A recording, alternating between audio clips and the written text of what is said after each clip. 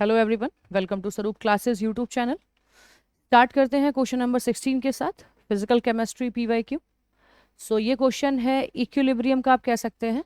बाकी न्यूट्रलाइजेशन है, एक नॉर्मल मोल कॉन्सेप्ट लग रहा है, वो भी हम कह सकते हैं यहाँ पे। सो चलिए देखते हैं question. If 50 ml of 0.5 m oxalic acid is required to neutralize 25 ml of NaOH solution, the amount of NaOH in 50 ml of given NaOH is.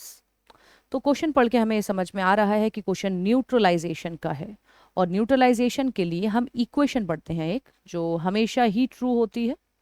So equation for neutralisation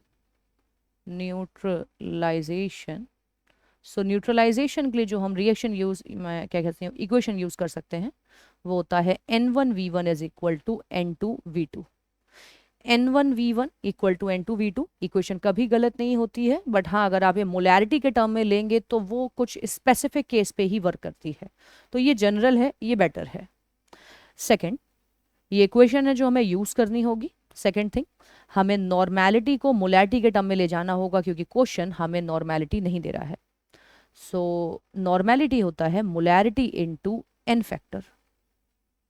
अब पॉइंट है एन फैक्टर क्या है, क्योंकि यहाँ acid और base की बात करी गई है तो मैं उन दो के लिए एन फैक्टर बता देती हूँ।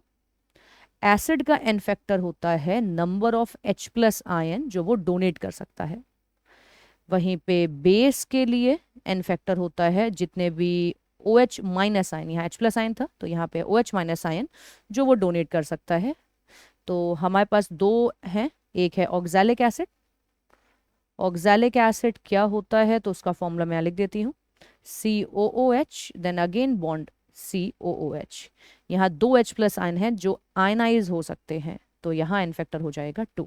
सेकेंड, NaOH हमें दिख रहा है फॉर्मूले में एक ही OH है जिसे डोनेट करा जा सकता है, जिसके हम यूज कर सकते हैं। तो एन फैक्टर जो NaOH के लिए होगा, एन फैक्टर NaOH के लिए ये हो जाएगा 1। तो एन फैक्टर हो गया हमारे पास, जिसके चलते हम नॉर्मेलिटी पता कर सकते हैं। तो चलिए नॉर्मेलिटी पता करते हैं। नॉर्मेलिटी जो ऑक्सैलिक एसिड की होगी वो होगा मोलैरिटी इंटू 2। सो मोलैरिटी हमें दी गई है 0.5 मल्टीप्लाइड बाई 2 जो इक्वल हो जाएगा 1 के। तो नॉर्मेलिटी 1 मिल चुकी है। सेकेंड जो है वो NaOH है। तो देखते हैं, फर्स्ट जिसका न्यूट्रलाइजेशन कराया गया है वो है 50 ml 0.5 m का ऑक्सैलिक एसिड, जिससे कराया जा रहा है वो NaOH है। मोलैरिटी तो नहीं पता बट हमें 25 ml वॉल्यूम दी गई है, तो हम नॉर्मेलिटी की इक्वेशन का यूज करेंगे, उसमें पुट करेंगे और पता करते हैं कि क्या नॉर्मेलिटी या मोलैरिटी आने वाली है। So using equation 1, first equation को यूज करते हैं। So N1V1 is equal to N2V2। मैं बता दूं, मैं फर्स्ट कंडीशन इन्हें मानने वाली हूं और सेकंड रहेगा हमारे लिए NaOH। सो नॉर्मेलिटी की जगह हम लिख सकते हैं molarity into n factor multiplied by volume, again molarity into n factor multiplied by volume. Molarity जो फर्स्ट जो हम लोग ने ऑक्सैलिक एसिड लिया है वहां दिया गया है 0.5, एन फैक्टर इसके लिए है 2, वॉल्यूम दी गई है 50 ml। मोलैरिटी आपके पास है, एन फैक्टर हमने पुट कर लिया है और जो वॉल्यूम है वो ml में है। कोई प्रॉब्लम नहीं है क्योंकि अदर साइड पे भी हम ml में ही पुट कर रहे हैं। सो M2 एन फैक्टर हुआ 1 और वॉल्यूम है 25 ml। ml है, कैंसिल हो जाएगा तो कोई प्रॉब्लम नहीं होगी यहाँ पे। सो 25 2 टाइम्स, 2 2 ज़ा 4 और 4 इंटू 0.5 हमें मिल जाएगा 2। दैट मीन्स सेकेंड मोलैरिटी जो NaOH की मोलैरिटी है हमें मिल गई है 2। अभी हमसे मोलैरिटी नहीं पूछी गई है, हमसे पूछ रहे हैं कि NaOH का अमाउंट कितना होगा अगर हम वॉल्यूम ले लें 50 ml। दैट मीन्स अब बस लास्ट काम हमारे पास रह गया है और इस लास्ट काम में सिंपली हमें अमाउंट पता करना है। तो चलिए अमाउंट पता कर लेते हैं एग्जैक्टली।